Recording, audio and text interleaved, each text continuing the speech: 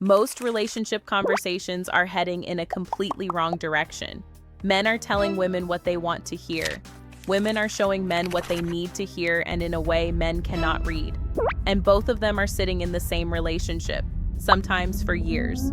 So today we are going to say out loud what most people never do.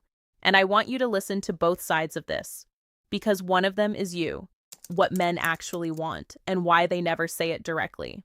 So here is the thing about men and vulnerability. Most of them were never taught how to do it. Not in a way that felt safe, not in a way that did not cost them something.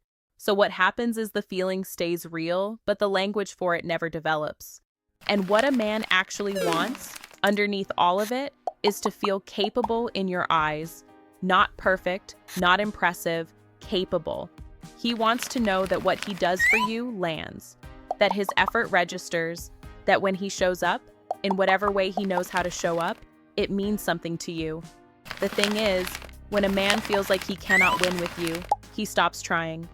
Not because he stopped caring, hear me on that. He stops trying because trying while consistently losing is one of the loneliest feelings a person can carry. And most men will not tell you that. They will just get quieter. They will pull back. They will seem distant. And you will read that as not caring when what it actually is a man who does not know how to tell you that he feels like he is failing at something he cannot even see the scorecard for. So when he goes quiet, that is not indifference. That is a man who ran out of ways to try without the language to tell you why, what women actually need, and why they never ask for it directly either. And on the other side, women do not always say what they need either. The thing is, what a woman needs more than almost anything in a relationship is to feel chosen. Not just loved, chosen. And there is a real difference between those two things. Loved can become habit. Loved can be the thing that is just there because it has always been there. Chosen is deliberate. Chosen is active. Chosen is you looking at everything available to you and still reaching for her. Specifically, intentionally. She needs to feel like on a random Tuesday when nothing is happening and there is no occasion and no reason to make an effort, you still do. Because she is worth it without the occasion. That is what she is actually asking for when she says you do not make her feel special. That is what she is trying to communicate when she gets critical about the small things. She is not being difficult. She is signaling something she does not have the direct words for, which is, I need to know you still choose me.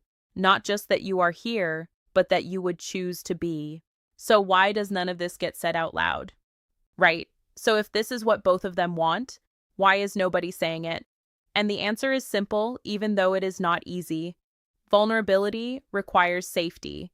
And most relationships have not built enough of that safety yet for these conversations to happen naturally.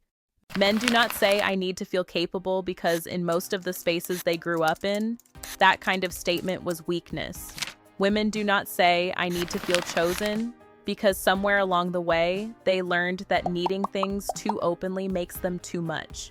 So instead, he gets quiet when he feels like he is failing, and she gets critical when she feels unchosen. And both of them read those responses as the problem. He thinks she is impossible to please. She thinks he does not care, and the real conversation, the one that would actually fix it, never happens. Because neither of them knows that what the other one is doing is not an attack. It is a signal. What changes when you finally understand this? So look, when a man understands that her criticism is often a signal that she does not feel chosen, everything changes. He stops defending himself and starts showing up differently, because now he knows what the game actually is.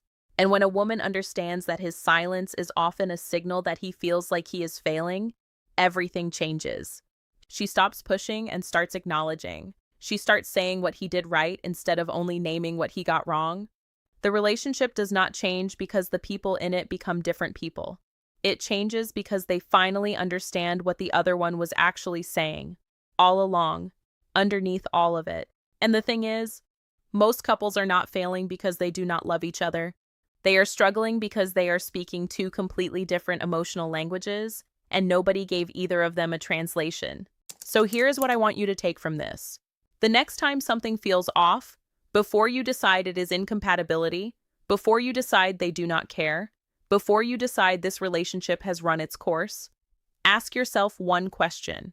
Is what I am seeing their answer or their signal? Because most of the time, the thing that looks like the problem is just two people trying to be understood in a language the other one was never taught. And if you can learn to read the signal instead of just reacting to the behavior, you will understand your relationship in a way most people never get to. If this gave you something to think about, share it with someone who needs to hear it, and stay locked into the Ginny standards.